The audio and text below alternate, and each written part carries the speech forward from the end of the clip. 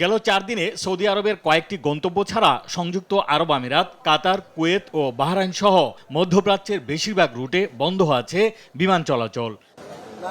এদিকে মঙ্গলবার সৌদি আরবের জেদ্দা, মদিনা, রিয়াদ রুটে ছেড়ে গেছে বিমান বাংলাদেশ, ইউএস বাংলা ও সৌদি এয়ারলাইন্সের বেশ কিছু ফ্লাইট।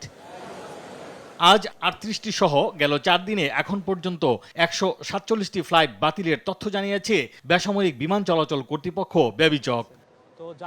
এতে অনেকটাই অনিশ্চয়তার মধ্যে পড়েছেন মধ্যপ্রাচ্যগামী বিভিন্ন রুটের যাত্রীরা। আমার ফ্লাইট ছিল আজকে কাতারে, ট্রানজিট ছিল ওমানে। ওমান এয়ারলাইন্স ওমান পর্যন্ত আপাতত চলতেছে, কিন্তু কাতার যেটা এটা বন্ধ আপাতত। এই কারণে আমাকে যেতে পারছি না। এখন একটু আগে বলছিল যে আপনাদের কাতার দোহাতে কোনো ফ্লাইট নাই, এটা বন্ধ হয়ে গেছে। এখন মানে কনফার্ম আসা পর্যন্ত জানাইতে পারতেছি না, এখন অপেক্ষা করতে হবে। পরিস্থিতি বিবেচনায় সব ধরনের ভিসা 1 মাসের জন্য মেয়াদ বাড়িয়েছে কাতার। আশিকুল আলম, দেশ টিভি, ঢাকা।